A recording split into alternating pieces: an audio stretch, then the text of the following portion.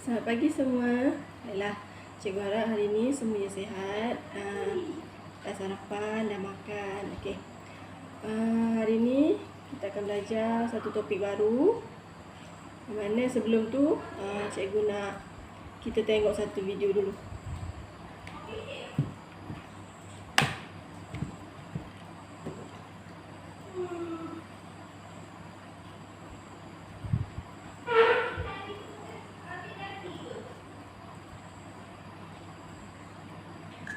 Jom, murid-murid, kita belajar topik timbul atau tenggelam. Maksud timbul dan tenggelam. Timbul ialah objek tersebut terapung di atas permukaan air. Manakala tenggelam pula, objek tersebut jatuh di dasar air dan tidak terapung.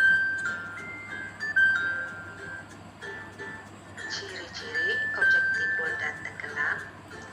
Ciri-ciri bagi timbul ialah ia ringan dan kedap udara. Manakala untuk tenggelam pula ia berat dan tidak kedap udara.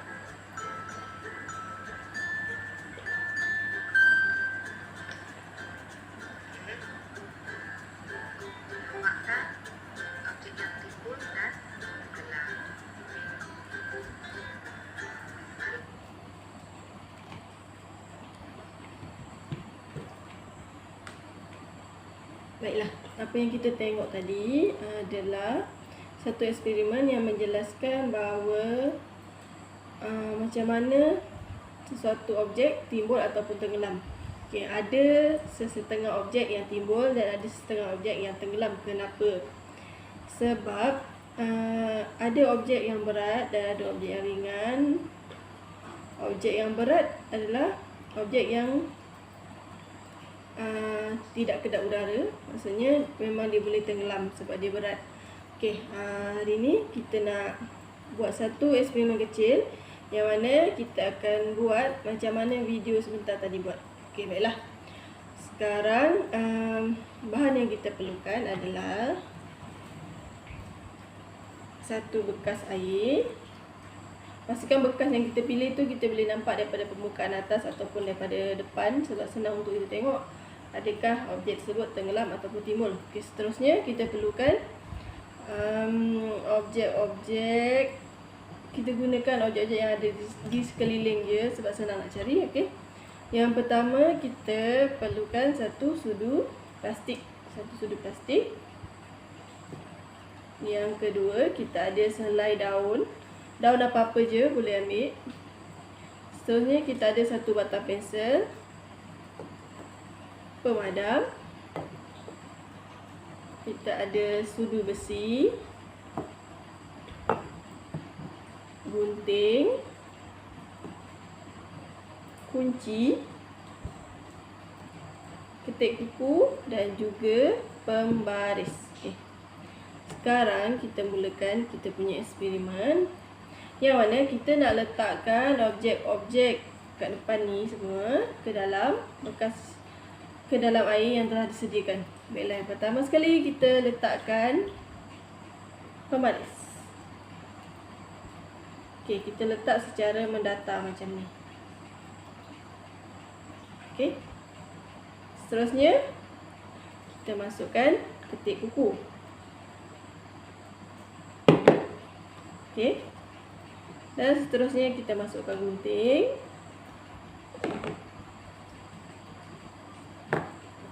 Kunci.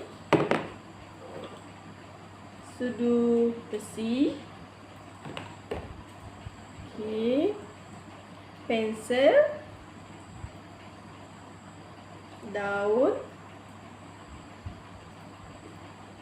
Pemadam.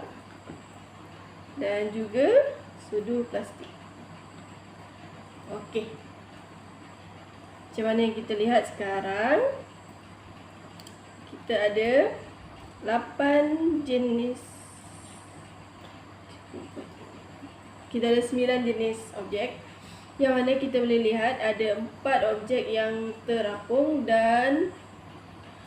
ataupun timbul, dan 5 objek yang tenggelam. Okey. Kita tengok secara dekat. Baiklah, tengok yang terapung adalah selai daun, sudu plastik, pembaris dan pensel. Dan yang tenggelam pula, kita ada sudu besi, gunting, pemadam, ketik kuku dan juga kunci. Okey. Itu saja kita dah tengok jenis-jenis objek yang tenggelam dan objek-objek yang timbul. Eksperimen ni adik-adik boleh cuba juga terhadap objek-objek lain yang ada kat sekeliling rumah. Contohnya bekas ubat, ataupun sikat, ataupun bekas-bekas plastik, yang mana adik-adik boleh bezakan yang berat akan tenggelam dan yang ringan akan timbul. Dan bahan yang terdapat pada objek tersebut juga mempengaruhi objek tersebut untuk timbul ataupun tenggelam. Baiklah, seterusnya cikgu akan bagi sehelai lembaran kerja untuk adik-adik siapkan, yang mana pertama sekali adik kena tulis nama dan juga tarikh. Dan seterusnya di tepi ni ada disediakan gambar-gambar objek yang sebentar tadi kita baru masukkan ke dalam air, yang mana kita boleh lihat ada yang timbul dan ada yang tenggelam. Cara untuk lengkapkan lembaran kerja ni adalah adik kena potong gambar-gambar di tepi ni, warnakan, dan seterusnya tampal gambar objek tersebut di dalam bekas yang disediakan, sama ada objek tersebut timbul ataupun tenggelam. Baiklah, itu saja untuk pembelajaran kita hari ini.